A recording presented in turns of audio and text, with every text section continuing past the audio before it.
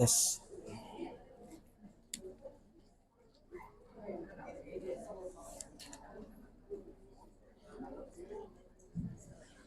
Tes. Baik, kita mulai aja ya. Baik, bismillah. Assalamualaikum warahmatullahi wabarakatuh.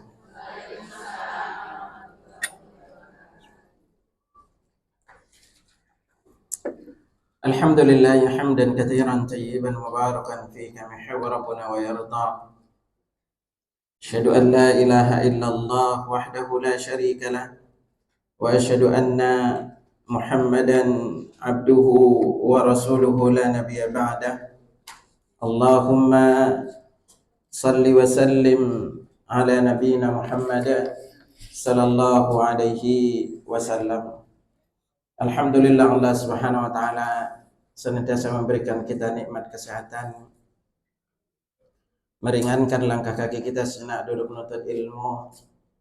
Semoga Allah Subhanahu wa taala memberikan kita kemudahan di dalam memahami apa yang kita pelajari, juga dimudahkan di dalam mengamalkannya. Jamaah rahimani rahimakumullah, bersamaan dengan dekatnya bulan Ramadan, Anda coba singkungkan gimana caranya kita bisa maksimalisasi pahala kita di bulan Ramadan. Ada beberapa poin yang perlu kita lakukan. Tapi sebelum kita masuk di tahapan-tahapannya, maka perlu kita ketahui apa sih arti Ramadan. Coba ibu-ibu, apa arti Ramadan, Bu? Woi. Apa arti Ramadan? Bulan penuh. Itu keutamaannya. Ya, apa arti Ramadan coba? Bulan suci gitu.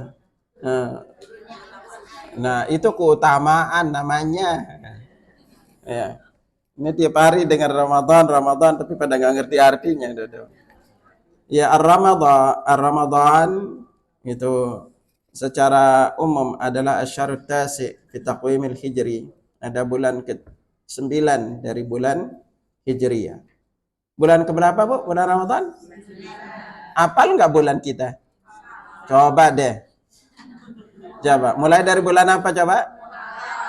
Ingat, bukanmu, tapi pakai kalimat depannya al ya. Ya, al-Muharram. Ya, ini keistimewaan di bulan. Terus yang kedua, bukan Safar, Sofar. Kalau Safar artinya apa? Ya itu makanya gitu. Bukan pakai sin ya, dia pakai sad ya, Safar. Terus berikutnya Rabiul Awal, terus Rabiul Akhir, terus Jumada, yang benar bukan Jumadil ya. Jumadal Awal, Jumadal Akhir. Berikutnya Rajab. Sekarang kita di bulan apa? Pintar. Berikutnya terus kalau Syawal apal banget dia. Setelah Syawal apa? Mau Zulhijjah gimana gitu. Zulqa'dah. Lalu terakhir Zulhijjah. Nah, jemaah sekalian, dari bulan Rajab sampai dengan Muharram ini adalah momen di mana rata-rata kebaikan-kebaikan yang kita lakukan itu dilipat gandakan. Ingat, di dalam Islam kita kenal ada 4 namanya Ashhurul Hurum. Bulan apa aja itu? Muharram, Rajab, Syaban, Ramadan itu. Disebut dengan Asyurul Hurum. Nabi sebut talatun mutawaliyat, tiganya berturut-turut. Zulqa'dah, lalu Zulhijjah, Muharram dengan bulan Rajab. Nah, kemarin kita sudah melalui bulan Rajab. Nah, 4 inilah yang disebut dengan bulan suci, Bu. Iya. Jadi Ramadan itu bukan bulan suci. Oh. Ya, jadi nggak ada namanya bulan Ramadan itu bulan suci. Maka nanti kita lihat. Nabi nggak pernah menyebut bulan Ramadan itu bulan suci. Ya, penamaan bulan suci itu hanya sampai Indonesia, Bu. Gitu. Itu. Ya, di Al-Quran maupun di hadis tidak pernah disebut dengan nama bulan suci. Justru yang disebut dengan bulan suci adalah 4 bulan ini. Makanya kenapa disebut dengan Asyurul Hurum, bulan-bulan haram? Ingat kita kenal namanya ada tanah haram. Tanah haram itu tanah suci. Makanya masjidnya disebut dengan Masjidil Haram. Dan ingat yang disebut dengan Masjidil Haram itu bukan yang di Mekah doang. Yang di Madinah juga sama disebut. Makanya penjaga dua tempat ini disebut dengan nama Khadimul Haramain Asy-Syarifain. Penjaga 2 tanah suci, ya. Nah, sekarang kita lihat Ramadan.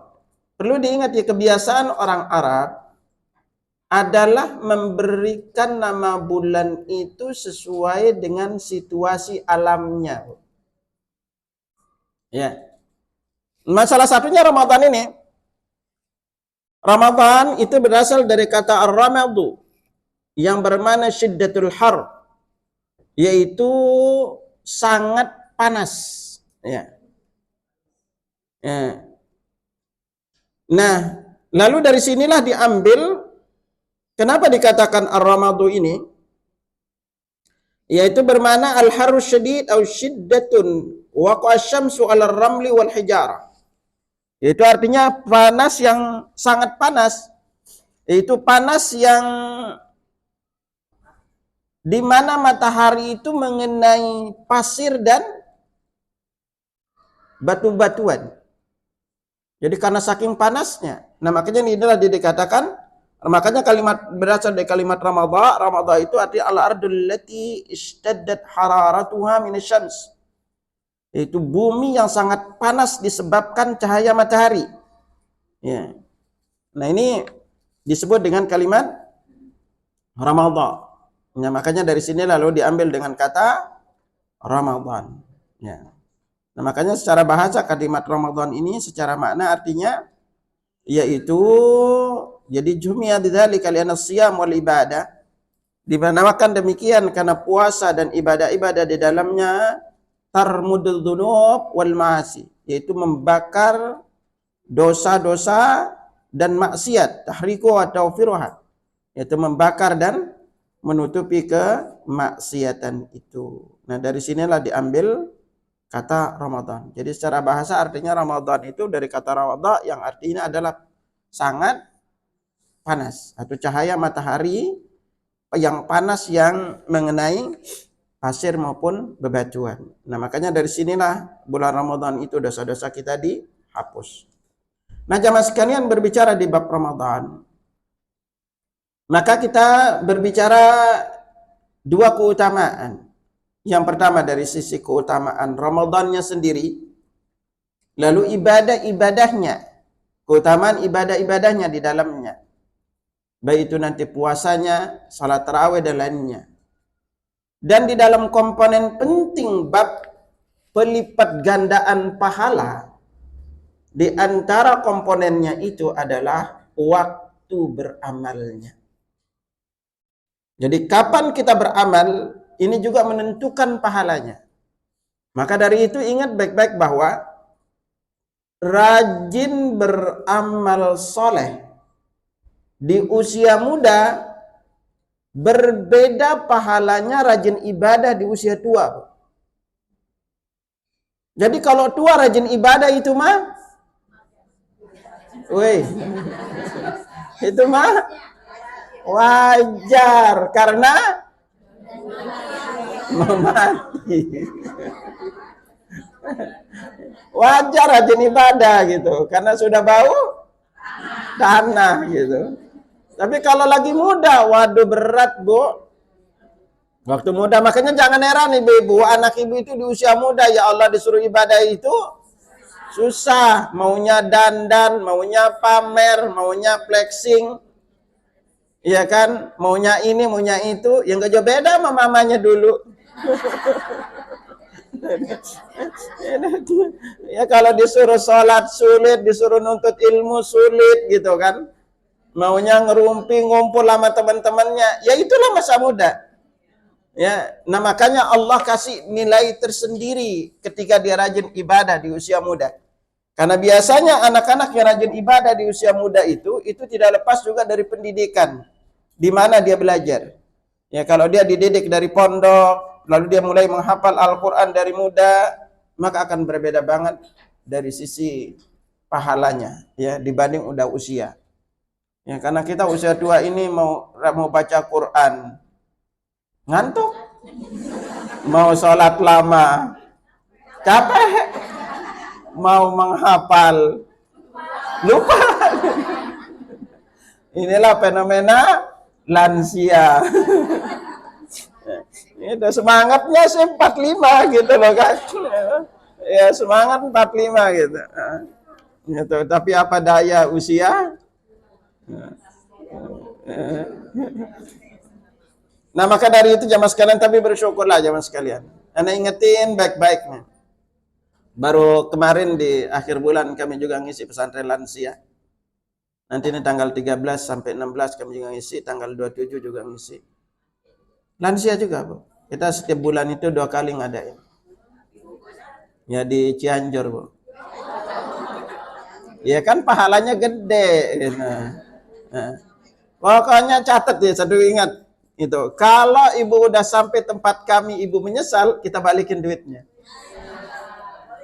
Karena kami itu di kaki gunung, Bu.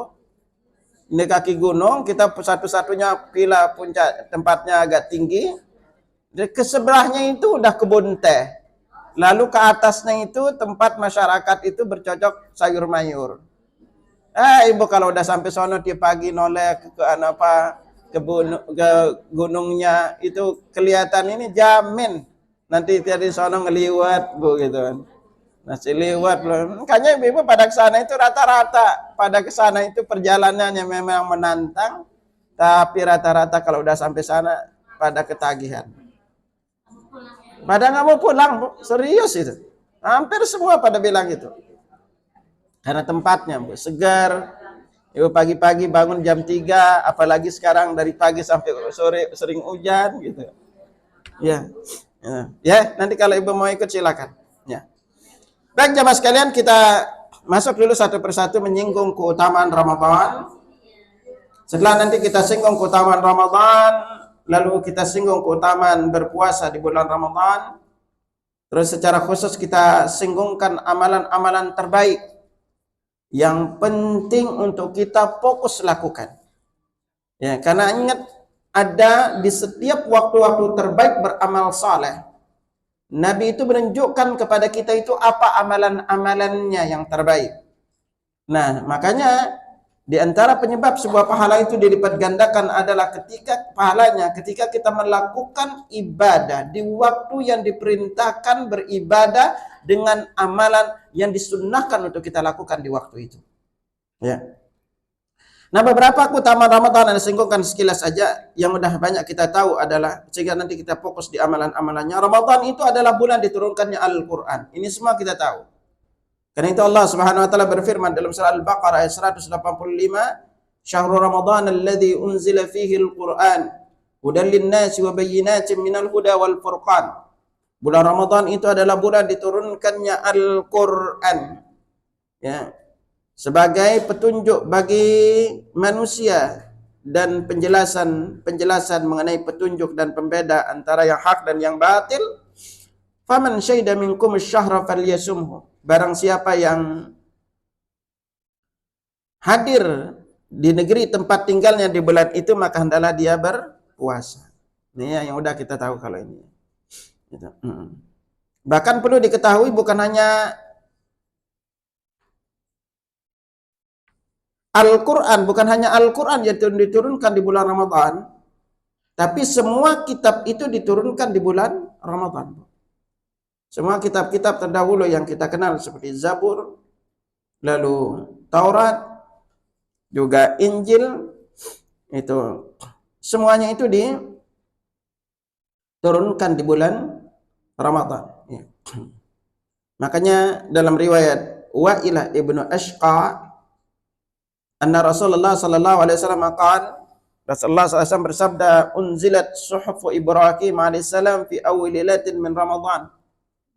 Jadi suhufnya Ibrahim itu diturunkan di malam pertama bulan Ramadan.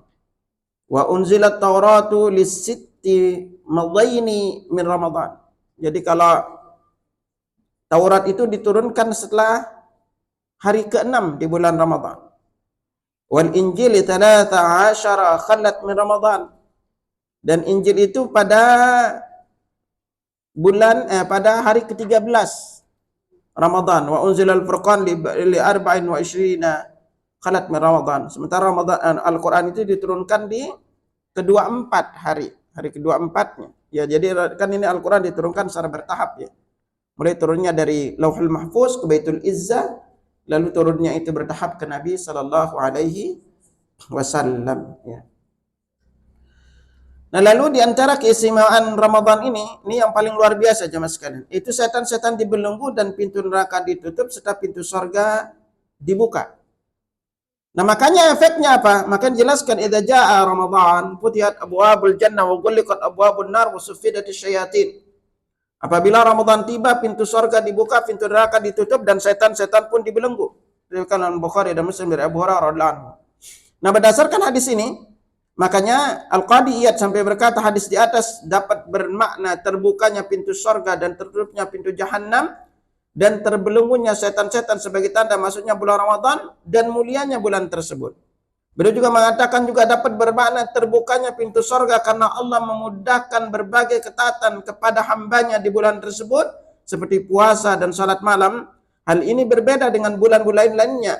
Di bulan Ramadan orang akan lebih sibuk melakukan kebaikan daripada melakukan hal maksiat. Inilah sebab mereka dapat memasuki surga dan pintunya. Sedangkan tertutupnya pintu neraka dan terbelenggu syaitan ini adalah mengakibatkan seseorang mudah menjauhi maksiat ketika itu. Dan itu terbukti. Ibu-ibu coba aja rasain hari-hari lain dengan bulan Ramadan. Udah masuk aja malam pertama, dijamin masjid.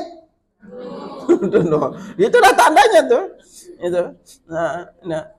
Nah, makanya ibu-ibu sama juga kalau udah masuk bulan Ramadan, udah WA teman, selama sebulan kita berhenti ngerumpi ya, gitu. Stop tuh ngerumpi selama sebulan dulu. Karena apapun kita jadi pingin baca Al-Quran, pingin sedekah, jaga sholat di awal waktu, dan itu memang kerasa, Bu. Gitu. Berbeda dengan hari lainnya, Bu. Kalau hari lainnya itu baru baca Quran sebentar aja, HP berkali-kali dibuka, melek. Iya kan? Nah, itu memang kerasanya itu. Dan ini kebukti karena Allah memberikan kita pertolongan agar kita mudah melakukan kebaikan. Makanya salah satu karakteristik orang yang benar-benar celaka itu adalah orang yang tidak bisa memanfaatkan Ramadan. Dia nggak ngerti, dia tidak tahu tentang apa yang harus dilakukan di bulan Ramadan sehingga harinya berlalu seperti hari-hari biasa, seolah-olah Ramadan itu tidak memiliki keistimewaan dibandingkan bulan-bulan lainnya. Maka disinilah pentingnya kita berilmu. Lalu yang paling kunci itu adalah terdapat malam penuh kebarokahan. Nah, yang kita tahu itu adalah malam Lailatul Qadar yang Allah Subhanahu wa taala jelaskan inna anzalnahu fi Lailatul Qadar. Ya, Al-Quran ini kami turunkan di malam Lailatul Qadar. Wa ma adraka ma Lailatul Qadar.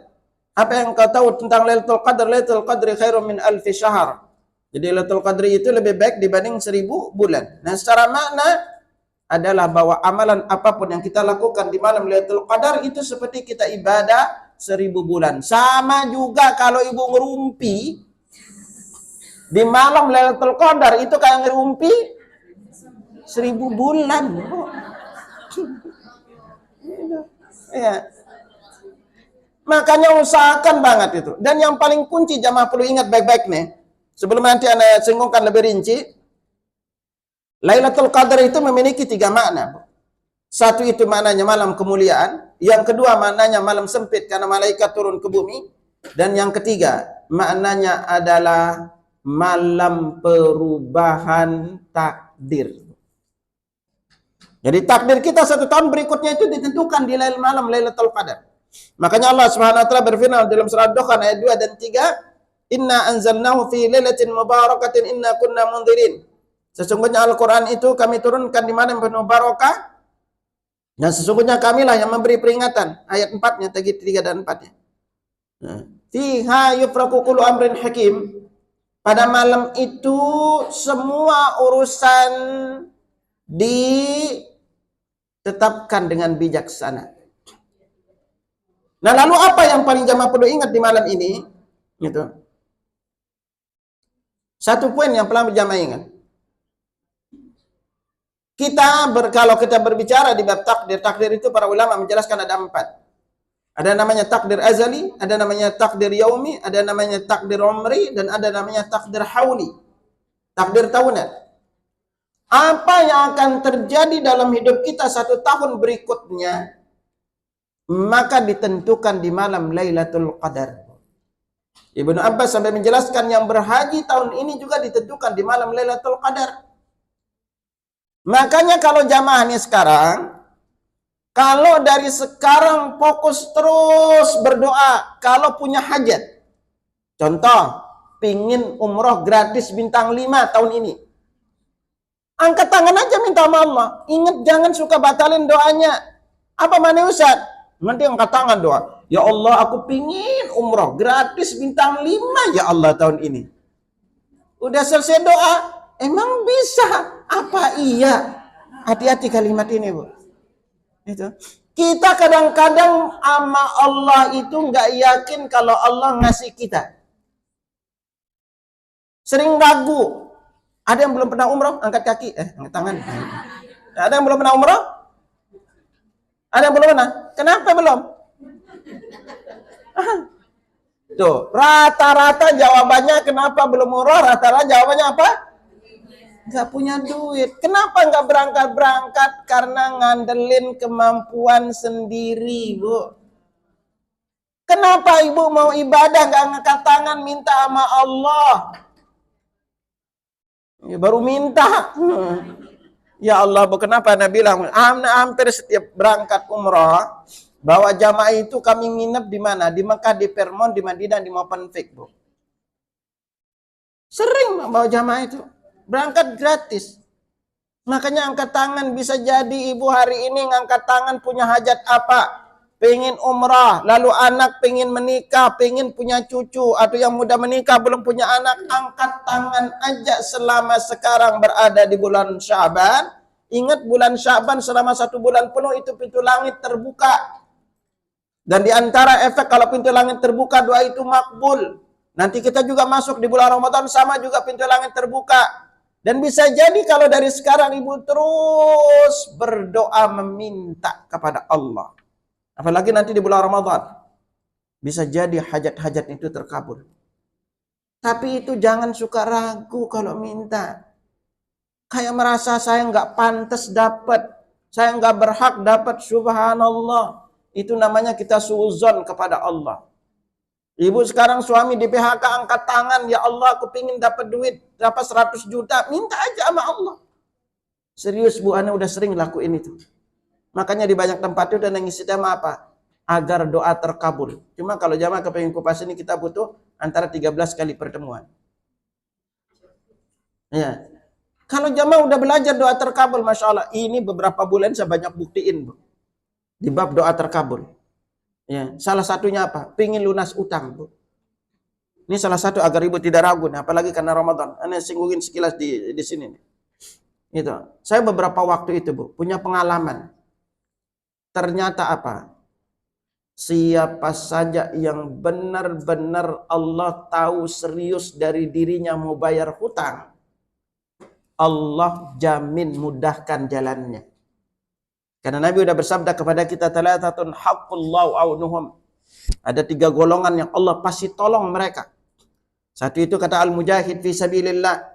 Orang yang jihad di jalan Allah. Yang kedua, al-mukatibu yuridul ada. Mukatib itu artinya budak yang kepingin menebus dirinya kepada tuannya untuk bayar utangnya kepada tuannya.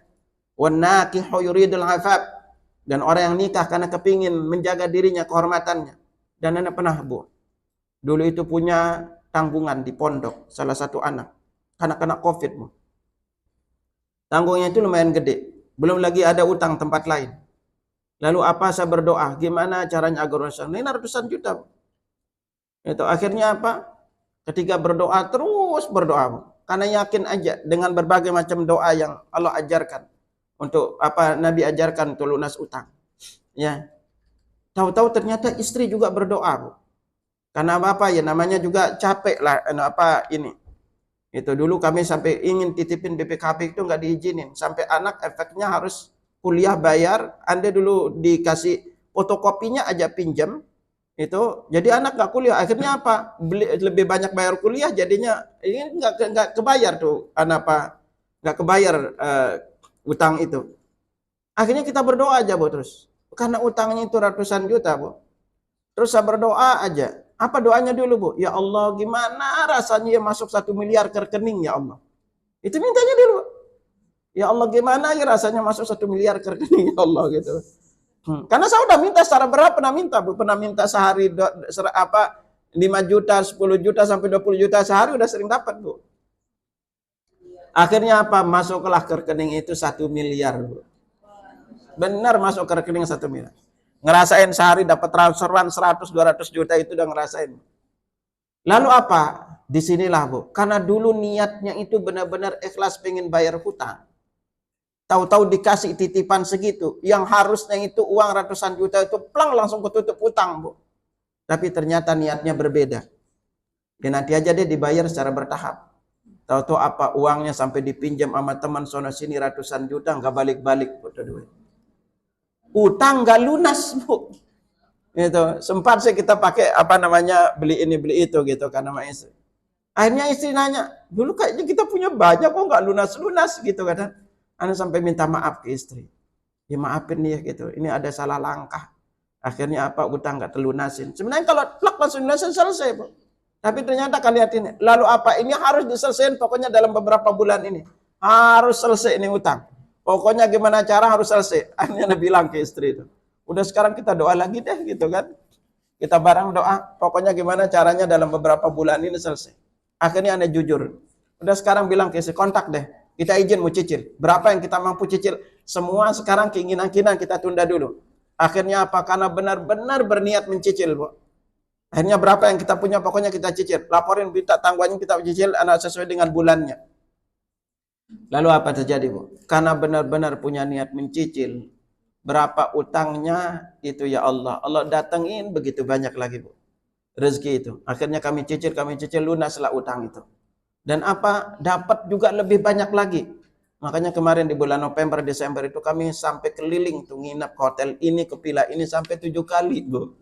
Sama istri. Ini besok saya hari ini masih nginep istri. Besok hari Ahad kami ke Bandung nginep. Karena wanita itu ternyata kalau sering diajak jalan sama nginep itu lebih awet muda. Tapi kalau diajak belanja itu lebih awet muda lagi, Bu, gitu. Iya. Itu. Rumusnya wanita itu gitu. Nah dari itu saya belajar, Bu, apa? Ternyata kalau kita benar-benar ikhlas, Allah tahu kita benar-benar berniat pingin lunasin utang, Allah kasih kita rezeki dari arah yang tidak disangka-sangka. Benar bisa ngerasa. Makanya kenapa ibu nggak lunas-lunas utang? Karena ibu dan niatnya pinjam duit, nggak guna niat bayar, Bu. Udah ada peminjam sini kabur, hilang dari peredaran. Makanya itu rata-rata orang kalau punya utang itu amnesia, Bu. Ditelepon, nggak nyambung. Didatangin, nggak ada. Ditagih, galakan dia, gitu. Lalu doyan pamer lagi gitu loh. Coba aja ingat kalau suami ibu ada utang dan Allah tahu ibu berniat jujur pengen bayar utang, dijamin Allah tolong ibu. Serius, Bu. Nah ini makanya manfaatin ini, Bu. Nah makanya Lailatul Qadar ini salah satunya. Ya. Karena tahun kemarin ya fokus terus berdoa, Bu. Agar semua pokoknya masalah-masalah bisa lunas. Allah kasih jalan itu dari hal-hal yang tidak kita sangka-sangka. Ya. Makanya sekarang kalau ada teman-teman ibu ngeluh, kenapa hidup saya susah-susah terus, Ustaz? Catat baik-baik, karena kita itu berniat ngutang gak balikin. Serius, Bu. Itu membuat ibu kesal dilihat oleh orang. Coba kalau ibu itu, makanya kalau niat bayar utang itu, pokoknya kalau ibu udah niat lunas utang, Allah kasih jalannya macam-macam, gak harus dikasih duit. Pokoknya sekarang jujur datang ke orangnya. Kalau ibu udah jujur datang ke orangnya, minta maaf kalau selama ini hilang dari peredaran, bisa jadi dilihat muka ibu, muka miskin, dilunasin, Bu. Muka susah gitu loh kan. Ya, nah ini, manfaatin Ramadan ini untuk minta. Apapun, coba aja. Dari sekarang ibu-ibu coba tulis hajatnya. Coba sekarang, ibu tulis 3 keinginan yang paling-paling Allah kepingin kabulin tahun ini. Coba tulis dulu. Woi. Tulis dulu keinginannya. Ini aja keinginannya bingung mau dapat apa gitu kan. Coba tulis dulu. Ibu mau dikabulin apa tahun ini? Kalau nulis saja nggak berani, gimana mau dikabulin? Gitu.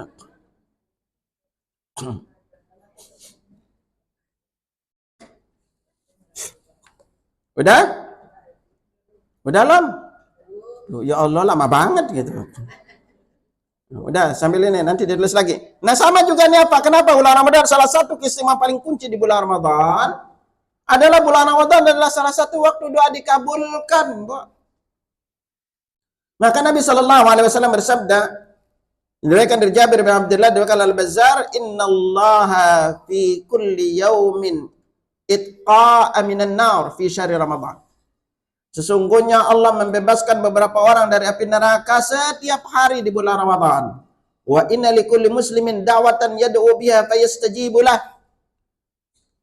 Dan setiap muslim apabila dia berdoa dan dia memanjatkan doa pasti dikabulkan di bulan Ramadan. Dan kenapa? Yang ini terkait dengan hadis ini juga Nabi sallallahu alaihi wasallam bersabda dari Imam Tirmidzi, "Thalathatun la turaddu da'watuhum." Ada 3 golongan orang yang tidak ditolak doanya. Siapa? Yang pertama adalah as-shaim hatta yuftir, orang yang berpuasa sampai dia berbuka. Jadi kita ini selama puasa itu doa kita makbul. Makanya itu nanti selama Ramadan di fokus setiap hari berdoa. Minta kepada Allah. Sepanjang ini 5 apa? Ibu salat zuhur, duha, asar, minta terus pada Allah karena kita sedang puasa. Itu. Dan bisa jadi nanti di malam Lailatul Qadar takdir kita itu diubah oleh Allah. Ya. Wal imamul adil, keduanya pimpin yang adil, dan dawatul madlum, dan doa orang terzalimi. Dan bulan Ramadan ini juga di antara keistimewaan lainnya yang kita dapatkan penjelasannya bahwa bulan Ramadan selain itu dia juga di antara peristiwa-peristiwa besar itu banyak terjadi di bulan Ramadan. Di antara yang seperti apa?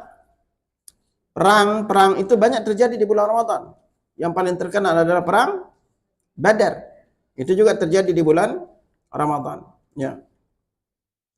Dan di bulan Ramadan ini juga momen besar untuk Allah hapus dosa-dosa kita. Ada 3 momen besar penghapusan dosa di bulan Ramadan. Satu itu dari puasa. Nabi bilang, sabdakan kepada kita, man shoma ramadhana imanan wa ihtisaban ghufira lahu ma taqaddama min dzambi. Siapa yang siam Ramadan karena iman dan mengharapkan pahalanya dari Allah, dosa-dosa yang dulu diampuni. Juga dari salat, di mana salat tarawih. Nabi katakan, man qama lailatul qadri man qama ramadhana imanan wa ihtisaban ghufira lahu ma taqaddama min dzambi. Siapa yang qiyam Ramadan karena iman dan mengharapkan pahala dari Allah, dosa-dosa yang dulu diampuni. Juga dari salat di malam Lailatul Qadar. Ya, nah dengan kita salat di malam Lailatul Qadar, maka juga dosa-dosa kita yang dulu diampuni. Nah, ini istimewanya. Nah.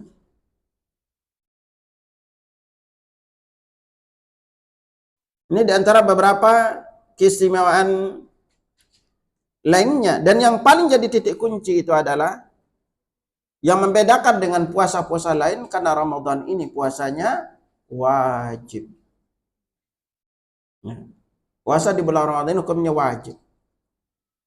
Dan kita amalan yang paling Allah cintai, kita mendekatkan diri kepadanya adalah amalan yang Allah wajibkan kepada kita.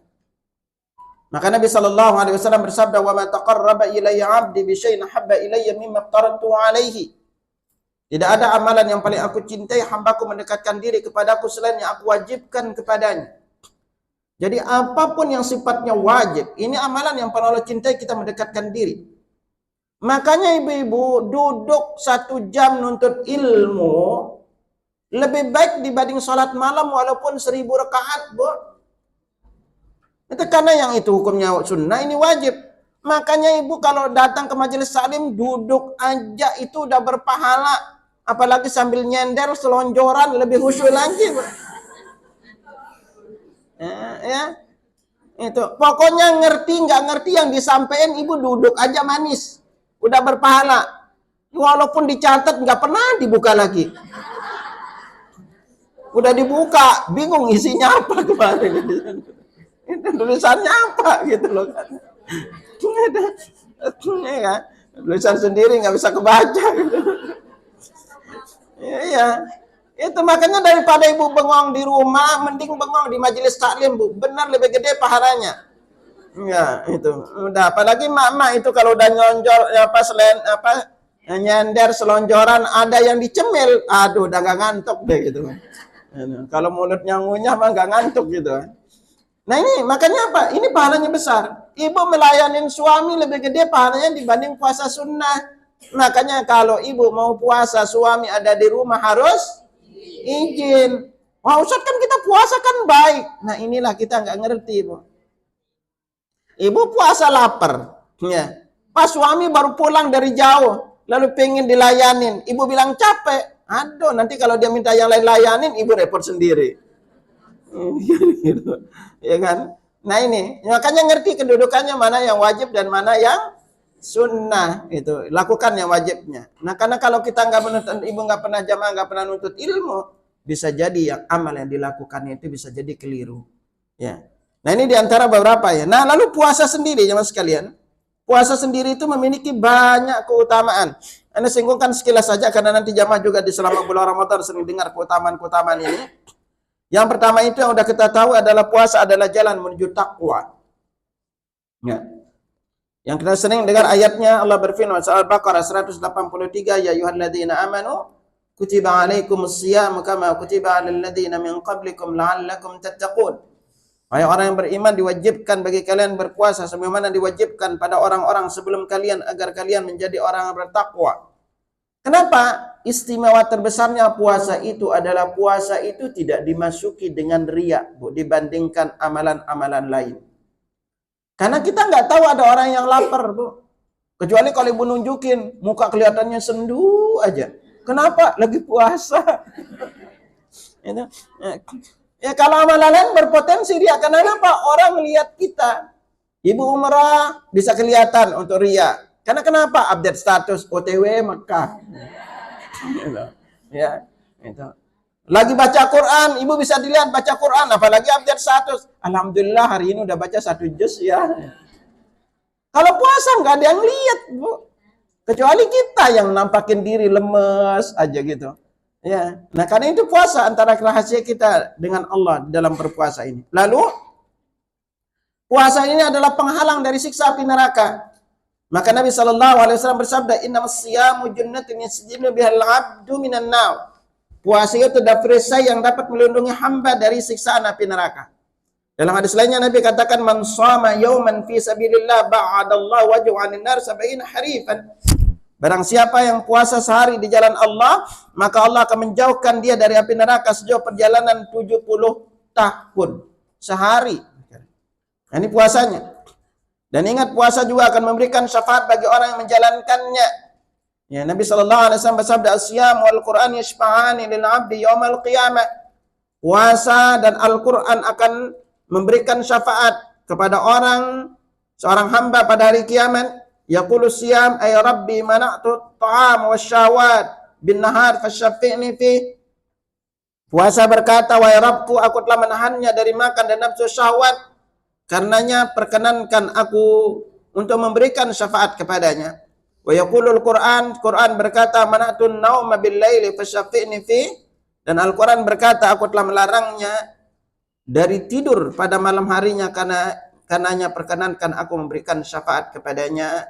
Lalu beliau bersabda, fayusyafa'ani, maka syafaat keduanya diperkenankan. Nah, kita disinilah makanya istimewanya.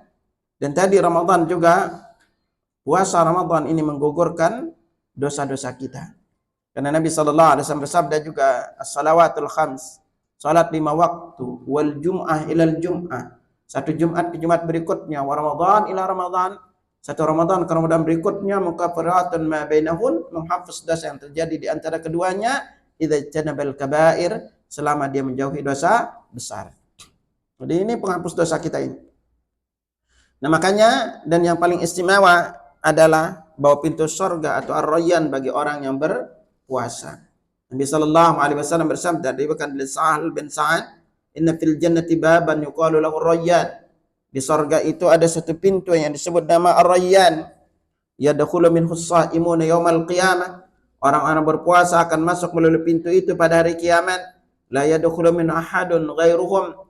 Tidak ada yang masuk dari pintu itu selain mereka. Yuqalu aina as-sha'imun fayaqumun. Ketika ditanyakan lantas di mana orang berpuasa lantas mereka pun berdiri. La yadkhulu min ahadun ghairuhum. Selain mereka tidak akan memasukinya. Fa idza dakhalu ughliqa. Kalau mereka sudah masuk pintu ditutup, falam yadkhul min ahadun, dan tidak ada lagi yang dapat memasukinya. Nah ini keistimewaannya jemaah sekalian, bahwa Ramadan juga tadi kalau kita puasa, maka ini termasuk di antara waktu doa kita itu makbul, ya. Nah ini di antara poin-poinnya. Nah karena itu apa yang harus kita lakukan agar kita bisa maksimalisasi ibadah di bulan Ramadan, dan apa amalan-amalan terbaik yang harus kita pilih untuk fokuskan lakukan di bulan Ramadan? Pertama, langkah terbesar terpenting yang perlu jamaah ingat adalah syukurilah usia yang Allah sampaikan kita kepada bulan Ramadan. Ya.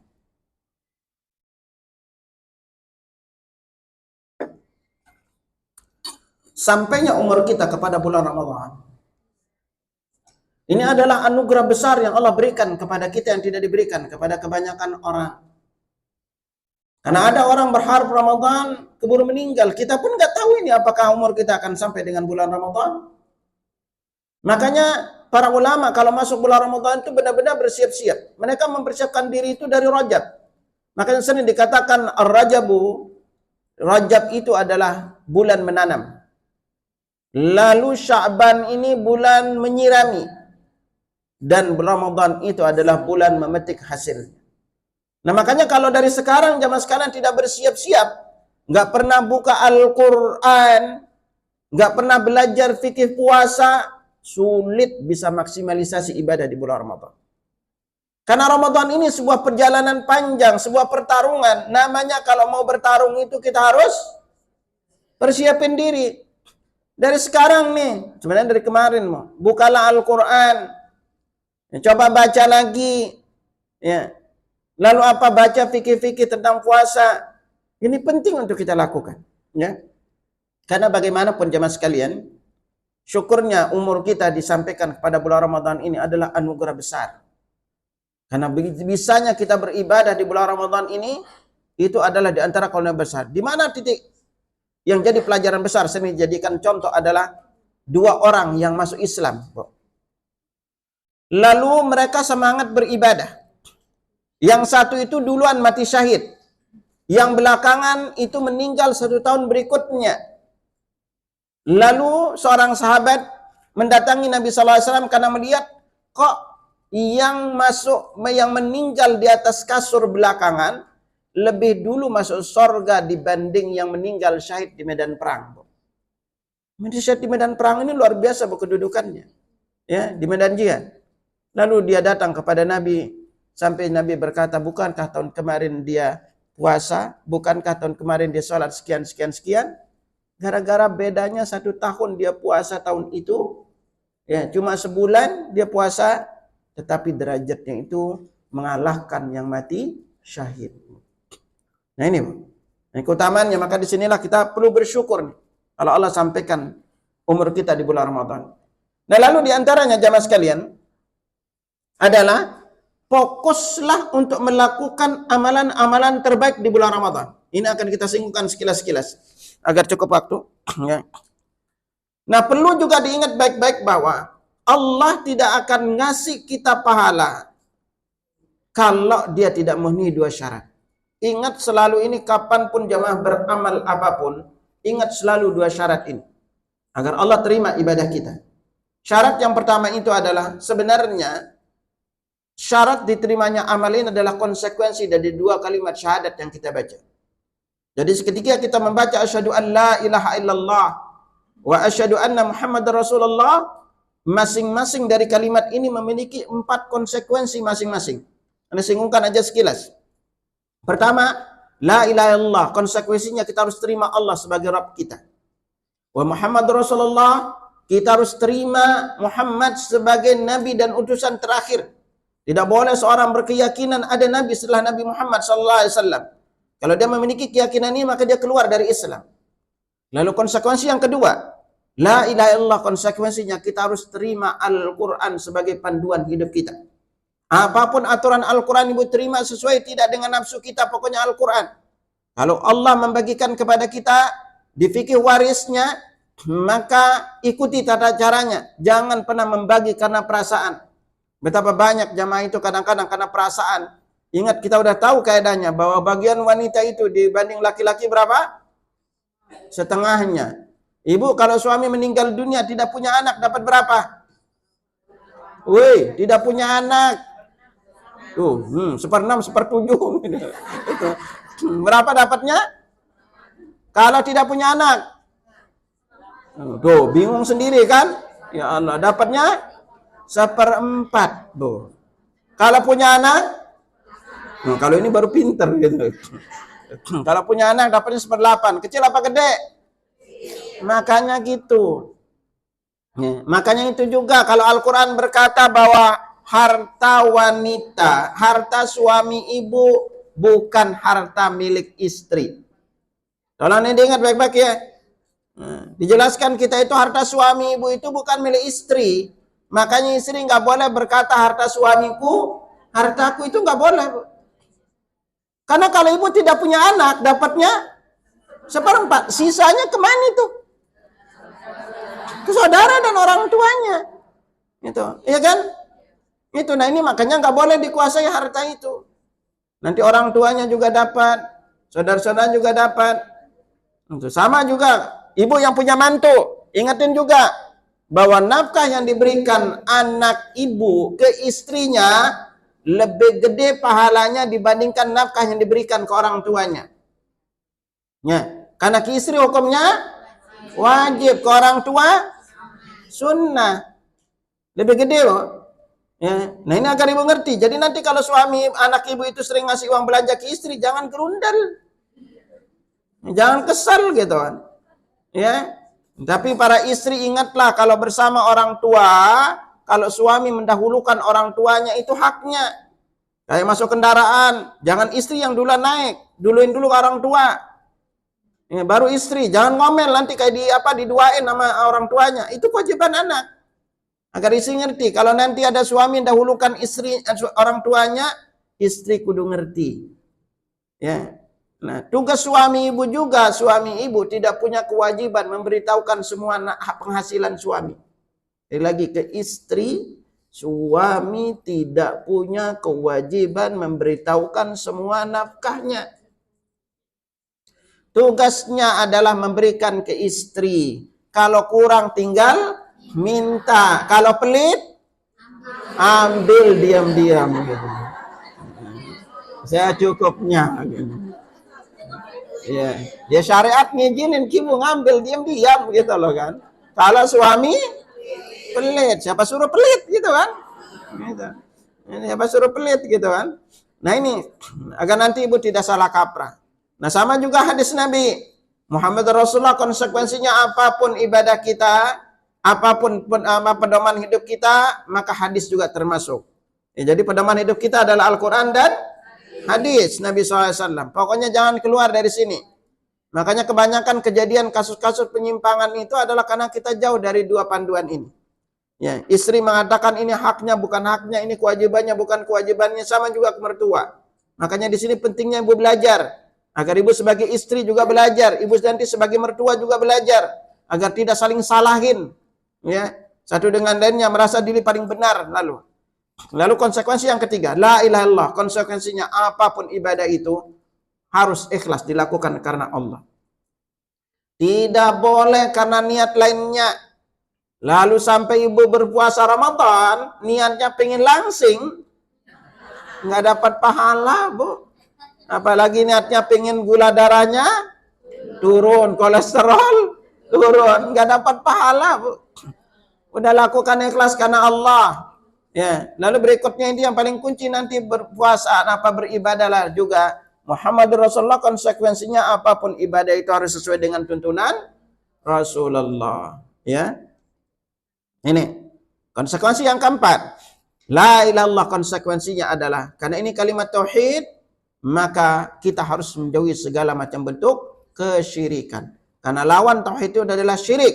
Dan Muhammad Rasulullah konsekuensinya adalah apapun ibadah harus sesuai dengan tuntunan Rasulullah. Maka apapun ibadah kalau tidak sesuai dengan tuntunan Rasulullah, maka amalan itu disebut dengan nama bid'ah. Jadi la ilaha illallah, tauhid ini lawannya syirik.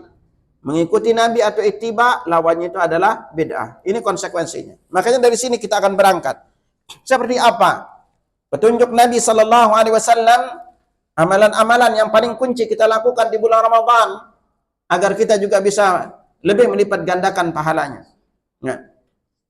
Maka yang pertama yang udah jelas itu adalah yang wajibnya itu bulan Ramadan, yaitu puasa Ramadan. Ya. Anda tidak singgung di sini kita ambil. Lalu apa? Apa yang mengikuti puasa Ramadan agar maksimalisasi pahala ibadah kita ini juga menjadi lebih?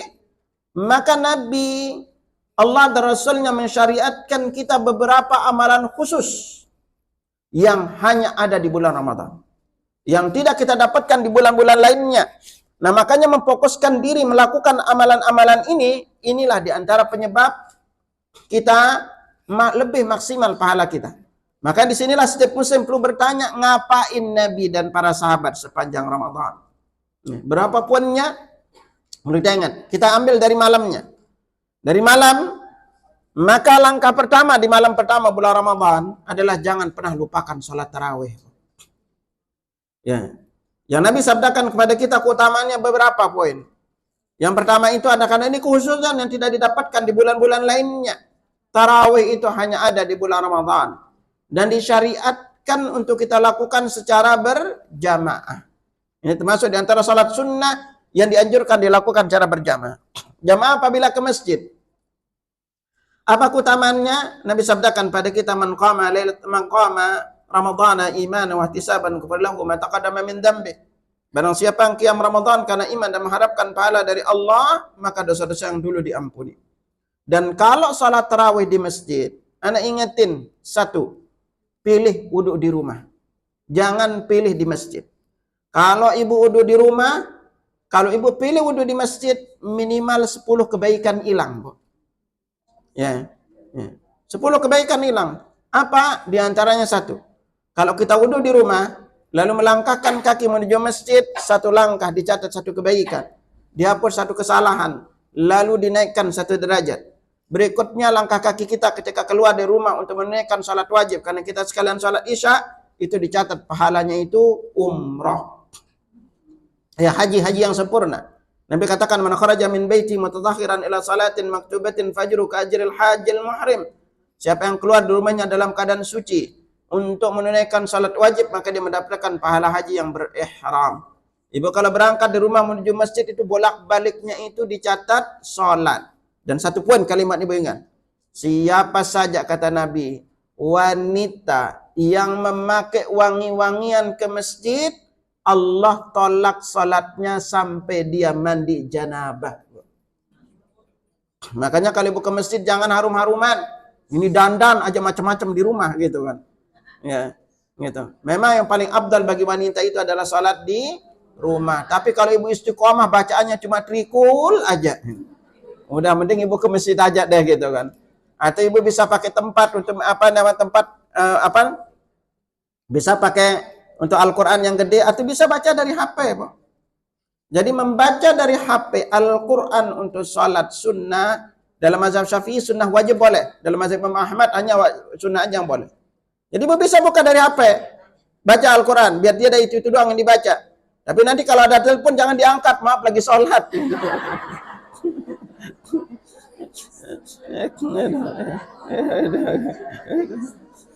Saking lupanya gitu. Ya. Nah, kalau ada tausiah di tempat ibu salat, ya alhamdulillah bisa ikut dengerin tausiah.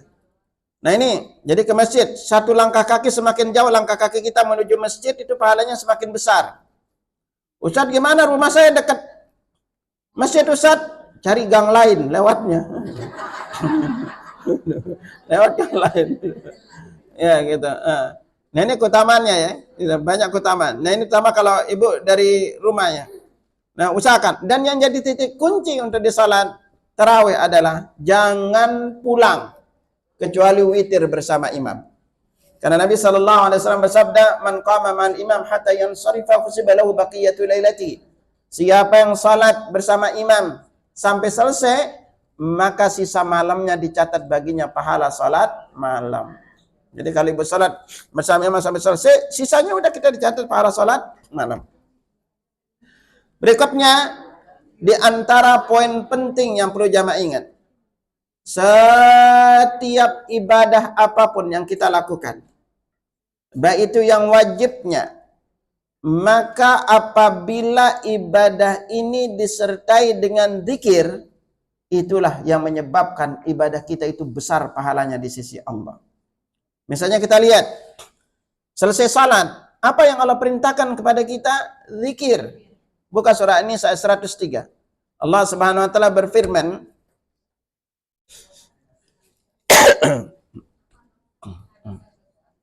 An-Nisa 103. Allah berfirman, "Fa idza qadaytumus shalah fadhkurullaha qiyaman wa qu'udan." Apabila kamu menyelesaikan salat, maka ingatlah Allah dalam keadaan berdiri, berbaring.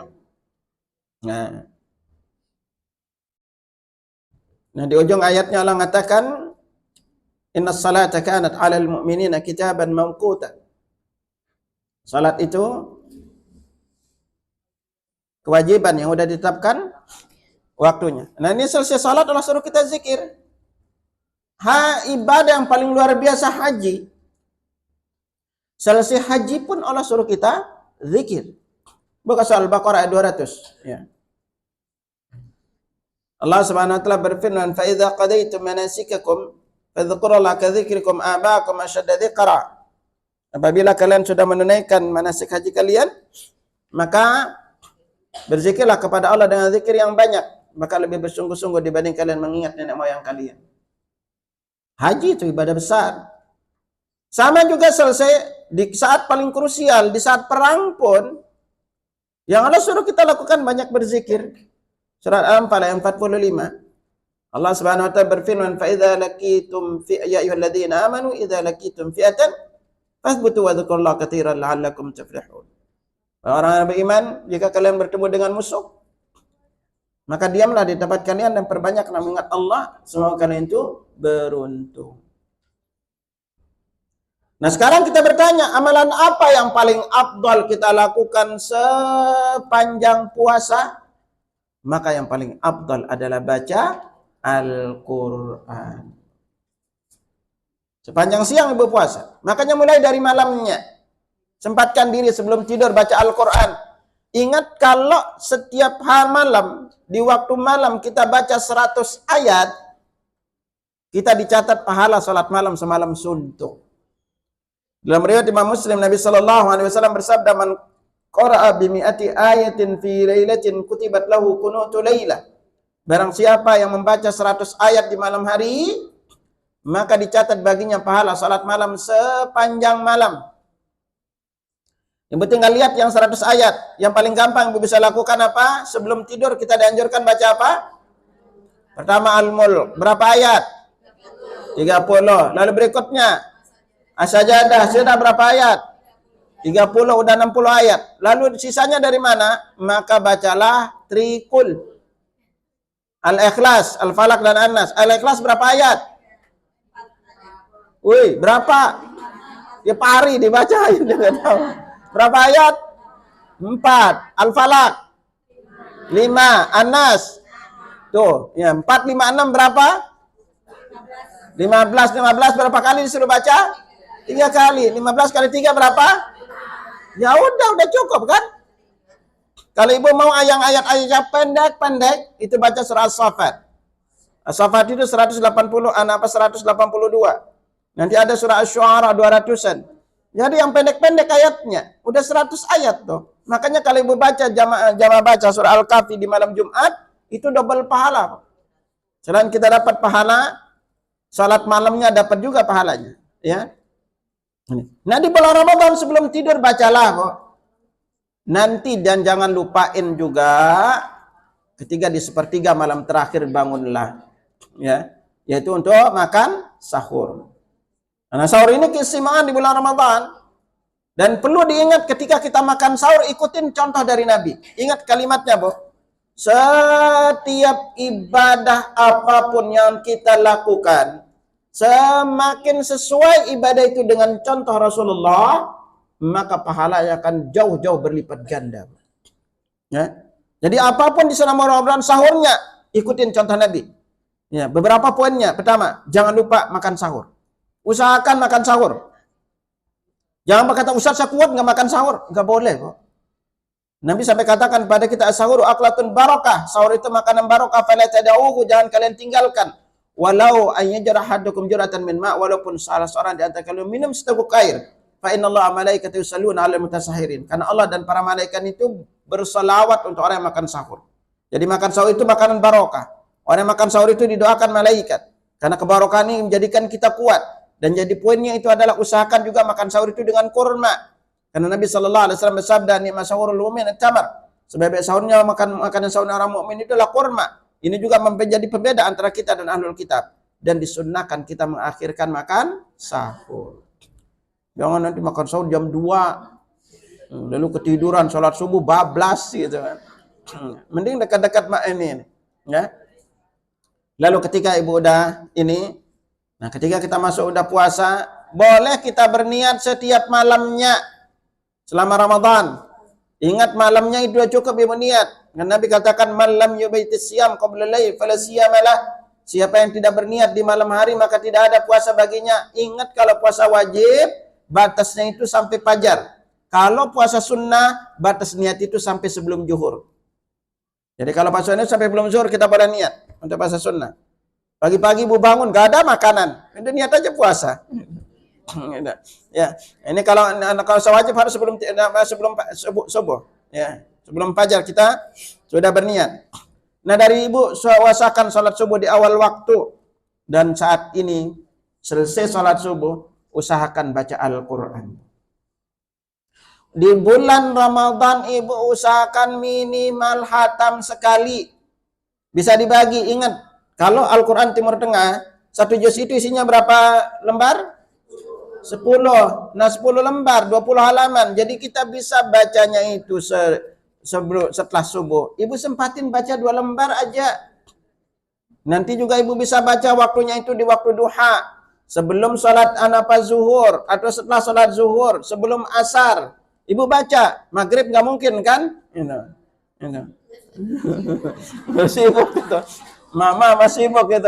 Nanti sebelum tidur seperti itu aja. Usahakan baca 2 halaman, maka insya Allah sehari itu ibu akan hatam 1 juz. Ya, usahakan hatam bulan Ramadan. Karena salat di awal waktu, masuknya kita di bulan Ramadan. Itu paginya jangan lupakan zikir pagi dan petang. Baru selesai itu ibu baca Al-Quran. Ya, ini dia singgungkan juga keutamaan salat ini, zikir ini ibadah yang besar pahalanya. Selain ibu berzikir di bulan Ramadan, nah yang jadi titik kunci adalah sepanjang siang Ramadan. Ya, sepanjang siang Ramadan ngapain? Disinilah titik yang paling penting untuk kita ingat. Karena kita itu berpuasa. Pertama, paling kunci yang harus ibu banyak lakukan sekali lagi, sepanjang siang itu adalah bacalah Al-Quran. Kalau tidak sempat baca berzikir, bacalah zikir-zikir yang Nabi SAW sunnahkan untuk kita lakukan. Mulai dari subhanallah, walhamdulillah, wa la ilaha illallah, wallahu akbar. atau subhanallah wa bihamdi, atau ibu tambahin subhanallahil azim, atau baca la ilaha illallah, atau la ilaha illallah wahdahu la syarika lah lahul mulku wa lahul hamdu wa huwa ala kulli syai'. Jadi fokusin berzikir di siang. Paling afdal itu memang baca Al-Qur'an. Mungkin kita tidak bisa seperti Imam Syafi'i. Imam Syafi'i itu selama bulan Ramadan itu hatam 2 kali, Bu. Siangnya hatam sekali, malam hatam sekali, Bu. Kita boro-boro gitu. Pegang Al-Quran sebentar aja udah ngantuk.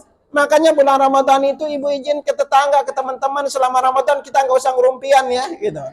Udah lepas ngerumpi, istirahat dulu selama Ramadan. Ibu masih punya 11 bulan berikutnya gitu. Ya. Nah ini bulan Ramadan. Jadi sepanjang siang ini ngapain? Fokus berzikir. Dan yang paling bagus memang ibu perbanyak untuk sholat sunnah. Tambahin qobliyah badiahnya. Untuk zuhur coba tambah lakukan 4 sebelum 4 setelahnya. Terus fokus. Karena sekali lagi jamaah sekalian, apapun ibadah yang kita lakukan di bulan Ramadan tidak akan bisa diungguli dengan di luar bulan Ramadan. Satu tasbih yang ibu baca di bulan Ramadan berbeda banget pahalanya dengan ribuan tasbih yang kita baca di luar bulan Ramadan. Karena terkait dengan waktu ibadah ini. Jadi sepanjang siang ibu jangan banyak ngerumpi. Ya. Di bulan Ramadan, fokusin pokoknya ibadah. Zikirnya yang diperbanyak, jaga lisan kita. Karena bisa jadi dengan kita tidak menjaga lisan kita, pahala Ramadan kita menjadi lebih berkurang. Karena Nabi SAW bersabda, "Man lam yada' qawla zur wal 'amala bihi fa laysa lillahi hajatan fi an yada'a ta'amahu wa syarabah." Barang siapa yang tidak bisa meninggalkan kata dusta dan perbuatan dusta, maka Allah tidak butuh dia meninggalkan makan dan minumnya. Dan yang paling jadi titik kunci yang harus ibu fokus lakukan, apa itu? Berdoalah kepada Allah. Doa di bulan Ramadan ini sekali lagi memiliki keistimewaan yang berbeda dengan hari-hari lainnya.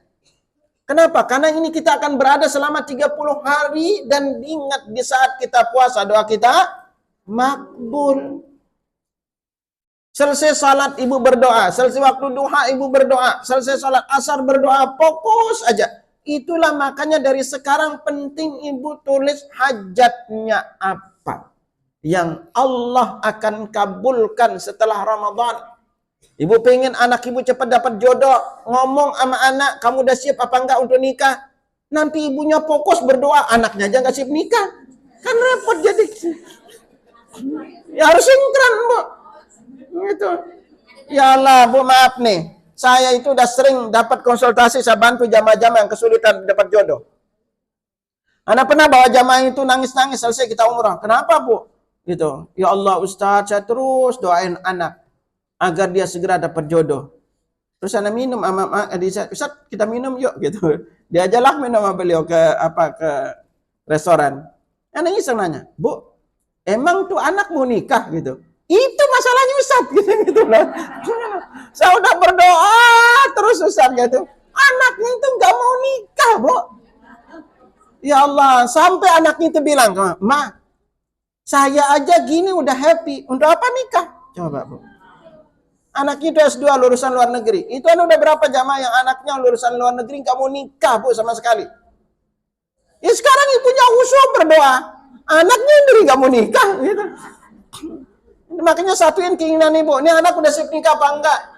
Gitu. Dan yang paling penting juga satuin. Jangan sampai nanti anaknya mentang-mentang Sunda. Pingin dapat jodoh Sunda. Yang Jawa pingin Jawa. Padang pingin Padang. Ya Allah, kan jodoh tidak tahu, Bu. Gara-gara ibunya aja yang ego ini gede. Gitu kan. Itu kita tidak tahu jodoh anak ibu. Nanti kalau dapat sulit dapat Padang, lalu dapat jodoh berkali-kali nggak nikah-nikah, lalu anaknya kesulitan dapat jodoh, udah kesulitan dapat jodoh, terserah deh kamu dapat jodoh apa aja. Subhanallah gitu. Itu anak laki-laki, Bu, maaf aja nih ya.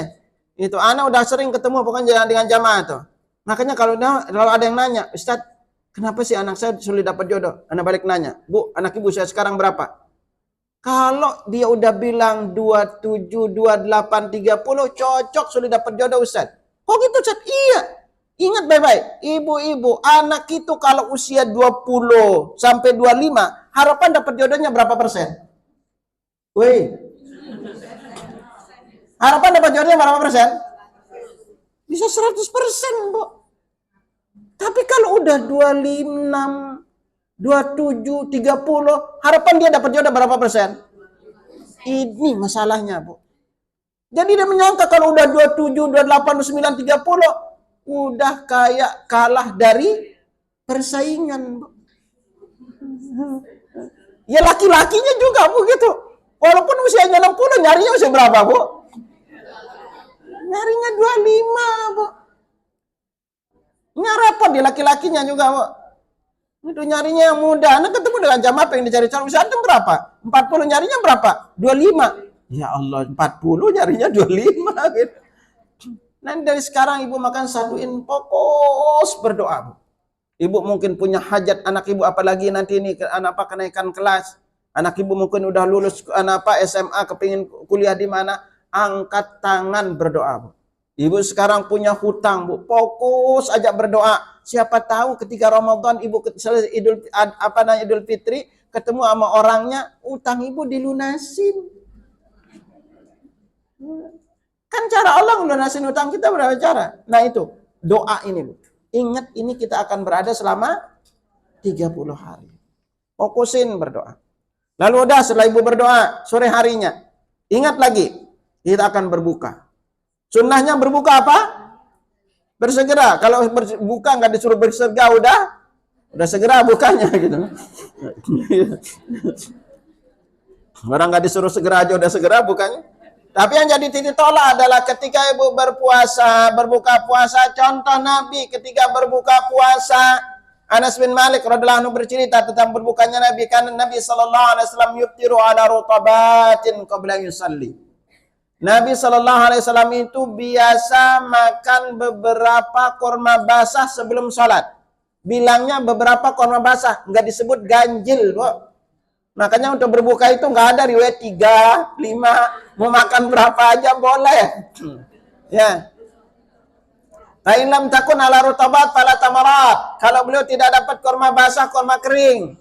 Kalau tidak ada dengan air, itu bukannya Nabi. Kurma basah, kurma kering, air. Makanya nggak ada riwayat Nabi itu berbuka lontong, es buah, gorengan, kolak gitu. Semua komplit kita, Bang. Gitu. Semuanya ada tuh. Ya Allah, semuanya dikomplitin itu. Akhirnya apa, kekenyangan musola tarawih. Orang berbuka itu sekedar batal, lalu ibu sholat, lalu makan dikit untuk persiapan sholat. Jangan berbuka dijadiin ajang balas dendam. Semua disiapin, udah nasi, udah ini semua komplit. Akhirnya pas mau sholat, ngantuk. Sholat bawahnya ngantuk. Jadi jangan jadi ajang balas dendam. Cukup berbuka seadanya. Apalagi ibu hindarin. Ini ibu-ibu di usia-usia ibu ini, tolong, Anda ingetin baik-baik. Ini rata-rata 30-an kan?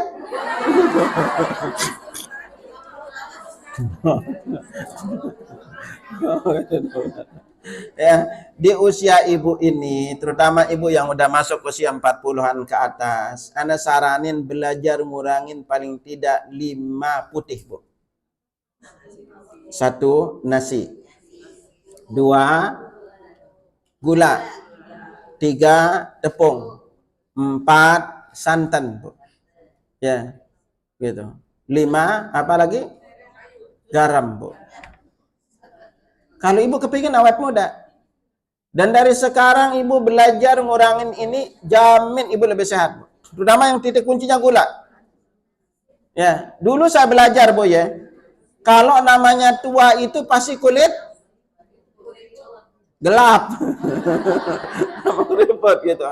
Ya Allah, Bu, setelah saya coba belajar terapi apa, dari sekarang itu ibu coba kurangin aja tepung. Gitu. Lalu ibu fokus sedikit makan, Bu. Ya. Banyakin minum air, itu nanti secara bertahap usus ibu bersih, kulit ibu cerah dengan sendirinya, Bu.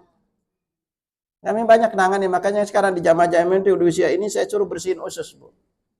Ibu bersihin usus, peredaran darah sehat, Ibu. Maka saya banyak nanganin bersihin usus sama peredaran darah. Apalagi lutut ibu tuh, yang udah bangun, aduh, ada kalau bangun tuh. Udah duduk aja, udah ini. Ya, ibu-ibu yang udah lututnya mulai sakit, memang salah satunya itu tanda. Lutut kita ini, bantalan lutut ini 70%-nya kolagen, Bu. Ya. Rambut ibu rontok itu tanda kurang kolagen.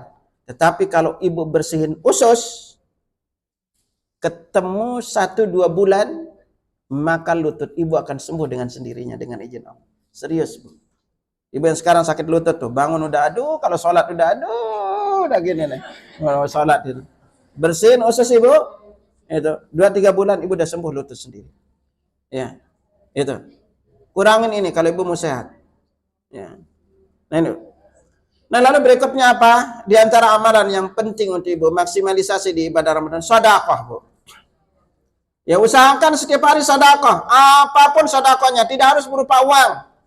Ya, ingat senyum juga sedekah. Ya apa enggak? Senyum sama teman sebelah dulu. Kalau teman sebelah dulu tuh. Ya, jangan ketemu sama teman bawanya manyun aja mukanya. Ya. Senyum itu sedekah. Makanya ibu-ibu kalau lagi jalan, di pinggir jalan, ketemu beling, singkirin.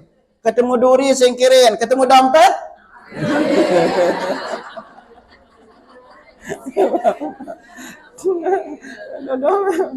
Ya. Nah, itu senyum sedekah. Ibu bisa berbagi. Ingat, salah satu yang dianjurkan Nabi di bulan Ramadan adalah berbagi untuk berbuka puasa. Nabi sallallahu alaihi wasallam bersabda, "Man fattara sha'iman falahu mithlu ajri sha'im."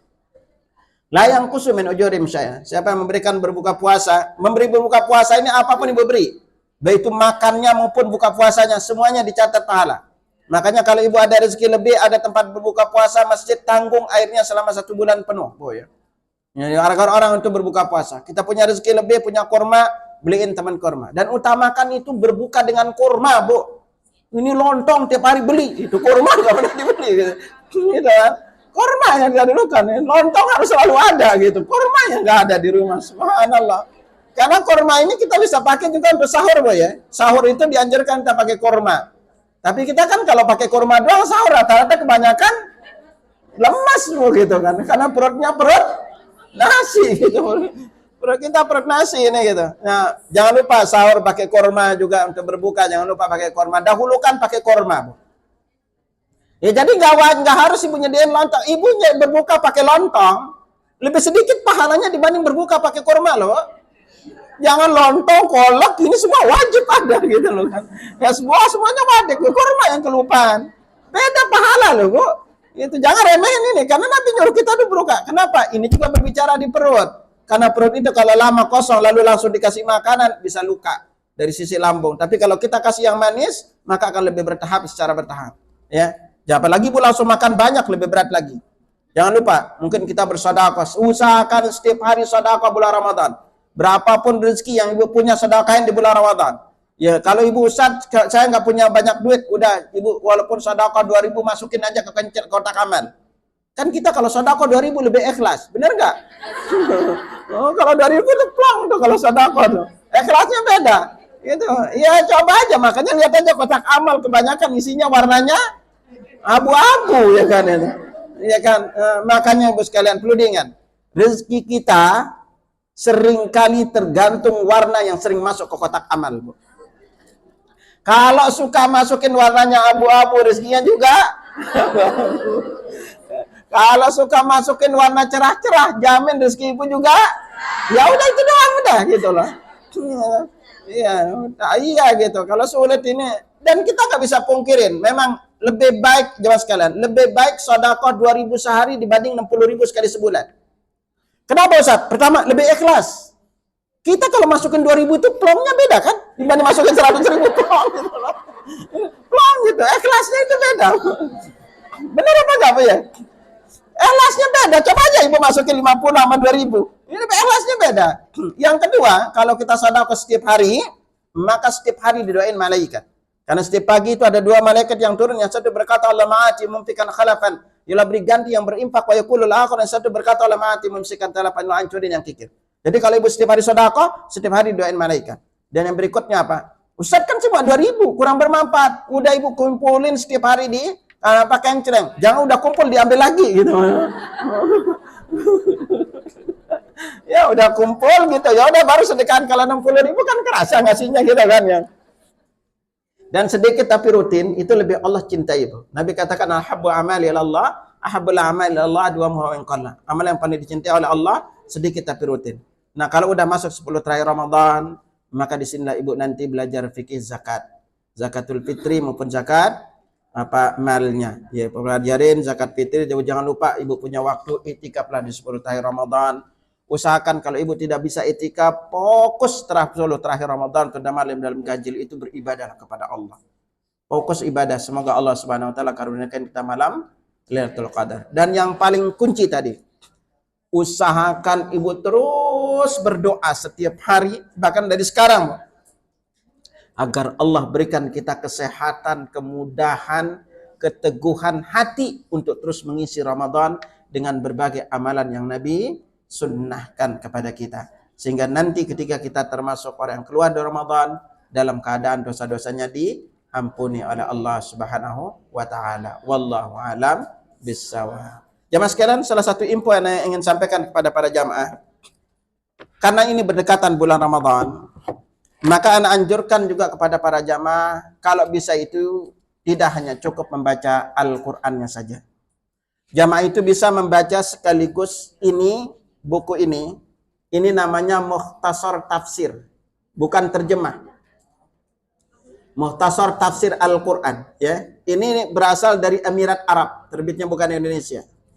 Dan berbarengan buku ini, Mukhtasar Tafsir ini, nanti di bagian belakangnya ini ada amalan-amalan ringan berpahala besar yang cocok untuk ibu baca untuk tambahan pengetahuan. Ini Al-Quran gak boleh dijual, Bu. Kita hanya minta untuk ibu infak aja. Apa infaknya? Cukup ibu infak satu Al-Quran ini hanya 20.000, Bu. Ya, ibu infak hanya 20.000. Berbarengan bagi ibu yang kepingin sedekah lebih, bulan ini nanti dekat Ramadan itu kami mengirim ke Aceh itu, kita lagi butuh sekitar 5.000, Bu. Udah terkumpul 3.000 dari jamaah. Kita kalau ibu nanti mau sedekah, silahkan ibu bisa kontak ana. Itu hanya 20.000 satu, Bu. Ya, infaknya. Ini tidak boleh dijual. Kalau ibu-ibu kita izinin punya cuma satu. Tapi kalau ibu mau sedekah, silahkan ibu hubungin kami. Ya, saya membawa cuma 2 dus, tapi nanti kalau ibu butuh banyak, silahkan bisa dikoordinir. Mungkin ibu perlu untuk orang tua yang mau sedekah, untuk orang tua. Dan kami, ini yang Indonesianya, ada juga yang Arabnya. Minggu kemarin tuh kami ketemu dengan Ustaz Muhammad Nur Ihsan, ya, dari STDI. Itu beliau tahun ini tanggal 9 Februari itu nerima 2.800 santri, Bu. Mahasiswa di STDI Imam Syafi'i di Jember, ya. Dan itu kita yang Arabnya kita bagikan kepada dai. Jadi kalau ibu-ibu kepingin sedekah untuk mereka mumpung bulan Ramadan, kalau ini yang Indonesianya kita punya yang Arabnya. Impaknya sama. Ya, jadi kalau ibu mau sedekah ke Aceh juga silakan. Itu nanti dekat Ramadan kami ngirim 5.000 Aceh, ya. Kemarin ada jamaah juga kita udah ngirim tuh kurang lebih sekitar 15.000 Aceh. Silakan bagi para jamaah yang kepingin sedekah, nanti kalau mau dikoordinir juga silakan. Tapi kalau ada yang mau langsung ini berbarengan Anda bawa itu cuma 2 dus. Hah? Cuma 2, Bu. Isinya kita isinya itu 1 dus itu 24 pieces. Tapi kalau di tempat di markas itu ada 10 ribuan, Bu. Silakan kalau kepingin itu untuk ibu-ibu pada sedekah. Tapi nanti kalau mau dikoordinir karena ada yang butuh lebih untuk dibagikan keluarga, nah anjurin ibu bagian ke teman juga, ya. Bisa bagian keluarga mumpung bulan Ramadan. Ya, dengan ini ibu sedekah dia bisa manfaatkan untuk baca di rumah. Wallahu a'lam bishawab. Silakan kalau ada yang mau tanya jawab silakan. Ada yang bertanya? Silakan. Silakan. Waalaikumsalam. Ya.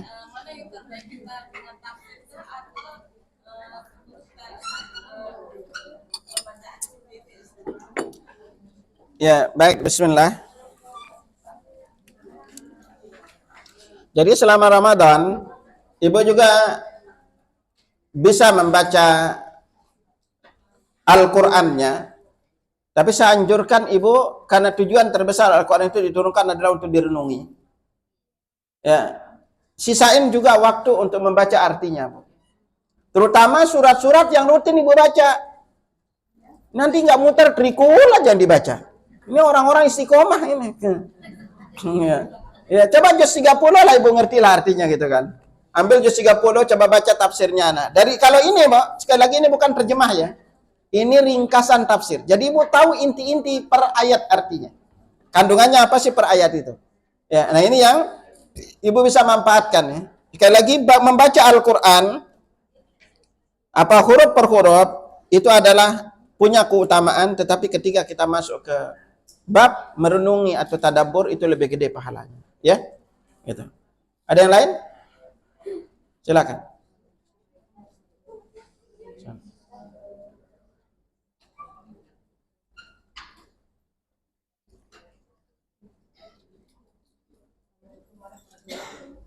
Waalaikumsalam. Saya mau bertanya, seandainya alhamdulillah kami sudah punya utang. Apa, Bu? Dia punya apa? Oh ya. Yang di luaran itu termasuknya banyak dan orang-orang itu hilang entah kemana, bagaimana untuk kami mengikhlaskan yang di luaran itu doanya gitu loh. Oke. Udah. Ingat baik-baik, Bu ya. Tolong Ibu ingat. Ibu kepengen gak setiap yang pinjam utang sama Ibu itu kembali? Woi. Pengen gak? Oke, Ibu ingat gini. Terserah Ibu kalau mau saya tunjukin, silakan, kalau enggak nggak apa-apa. Tapi Ibu buktikan. Langkah pertama. Ya. Lepas semua perasaan itu. Alias lepasin tuh duit. Penyebab rezeki ibu sulit datang kembali karena ibu terus pegang yang nggak ada pada diri ibu. Diingat aja terus tuh orang yang utang. Ya. Karena ingat kalau rezeki kita pasti akan balik. Kalau bukan rezeki kita sulit. Makanya belajarlah jangan terlalu mencintai sesuatu. Kemarin itu Allah takdirkan masuk ke rekening ibu, lalu masuk ke rekening orang lain, tidak balik ke rekening ibu. Bisa jadi itu takdirnya. Belajarlah segala sesuatu yang kita miliki ini adalah titipan dari Allah Subhanahu wa taala. Saya makanya maaf nih Bu, kalau udah keluar itu uang dari rekening Bu, saya udah plongin Bu. Lepas. Karena ngerti, sulit baliknya. Dipikirin sakit hati. Benar apa enggak? Enggak. Makanya saya plongin aja. Dan Allah balikinnya itu jauh lebih banyak, Bu. Serius, Bu. Dari sekarang saya belajar, udah plong aja. Kalau dia ingat utangnya, alhamdulillah. Kalau dia ingat, ya gimana lagi? Nanya orang itu kalau udah punya utang itu amnesia, Bu. Ibu lepas. Ketika ibu plong, kalau dia memang kesulitan, ibu ngasih penundaan, pembayaran utang, ingat setiap hari dicatat sedekah jumlah uangnya dia pinjam sampai utangnya lunas. Maka saya plongin aja, Bu. Pokoknya kalau udah keluar, udah. Orang yang dicari juga sulit. Ditagih juga dia nggak bisa, bikin hati sakit, Bu. Dan ketika kita lepas, Allah akan ganti lebih banyak. Yang kedua yang paling jarang ibu lakuin apa? Doain agar dia dapat rezeki berlimpah. Pernah doain nggak? Boro-boro, kesal hati Ustaz. Gitu, mana doain gitu loh. Ya, itu. Doain agar Allah kasih dia limpah. Gitu. Kalau dia rezeki ibu, suatu saat pasti dia akan balik, Bu. Pasti dia akan bayar. Tapi kapan waktunya? Berdoalah. Dan kalau ibu ikhlas, catat baik-baik, ibu akan diganti oleh Allah lebih banyak. Dan ada sering buktiin, Bu. Ya, gitu. Kemarin jamaah itu minjam, Bu. Udah aneh itu berapa? 300-an, Bu. Udah nemplong aja. Oh, ditagih juga kesulitan ya. Akhirnya apa? Allah ganti jauh lebih banyak. Itu sekarang rasain, belajar. Belajar melepas sesuatu yang itu belum tentu rezeki kita. Ya, kenapa rezeki kita sulit datang? Karena terus dipikirin. Mau tidur sakit mikirin. Karena kita menyangka itu rezeki kita. Dan kita menyangka itu hasil jerih payah kita. Berdoalah kepada Allah itu agar orang itu dilapangkan rezekinya. Dan semoga Allah memudahkan rezekinya. Ya. Dan belajar untuk melepasnya. Insya Allah, Bu. Allah akan datangkan ibu rezeki lebih banyak. Ya. Belajar, ingat kalau itu takdir kita, rezeki kita itu pasti akan balik. Kalau bukan rezeki kita, apapun jalannya nggak akan balik. Itu aja ingat. Ya, gitu. Udah. Apa? Ya. Waalaikumsalam. Saya kan alhamdulillah ya sudah menjalankan itikaf ya. Nah kalau di itikaf itu kan suka ada sholat malam mulai itu bersama dengan imam ya Ustaz. Jadi sama seperti witir ya. Apakah kita boleh sekarang selama ini saya ikut bareng gitu? Apakah memang harus sendiri Ustaz? Ataupun ada lagi misalnya sholat hajat gitu sendiri seperti itu Ustaz. Ya, baik, Bismillah. Pertama perlu diingat, sholat hajat itu tidak ada riwayat yang sahih, Bu ya. Jadi kalau ibu sholat tarawih di Masjidil Haram, kalau ibu tinggal pilih mau sholat di awal apa di akhirin. Kalau ibu pilih di awal, ibu sholat sama jamaah yang awal. Kalau ibu pilih yang terakhir lebih panjang, pilih itu silakan dipilih salah satunya. Ya, mungkin dengan ibu setelah berbuka puasa pengen istirahat apa, itu tinggal dipilih aja.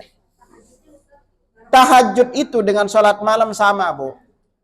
Ingat disebut tahajud kalau kita tidur dulu. Kalau ibu tidak tidur dulu namanya sholat malam.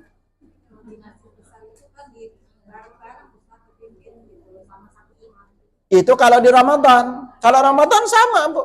Dia tarawih namanya juga. Dipilih salah satu aja, Bu. Tapi kalau udah ibu witir yang pertama, jangan witir yang kedua lagi. Kalau udah pilih witir yang pertama, jangan witir yang kedua. Karena kalau ibu udah sholat bersama imam, ibu udah dicatat pahala sholat malam semalam suntuk. Ya, itu kalau ibu kepingin istirahat silakan. Mungkin ibu isi dengan baca Al-Quran, isi dengan istighfar, isi dengan berdoa kepada Allah Subhanahu Wa Taala. Itu yang bisa diisi kalau kita bangun lagi. Ya, itu. Wallahu a'lam bishawab. Ada? Ya. Ya. Kalau udah tarawih udah cukup, Bu. Ingat sekali lagi tarawih itu disebut dengan nama salat malam. Nanti kalau ibu bangun sepertiga malamnya untuk nyiapin itu, ibu bisa fokus di istighfar. Bisa fokus dibaca Quran, bisa fokus di berdoa. Itu, ya. Gitu.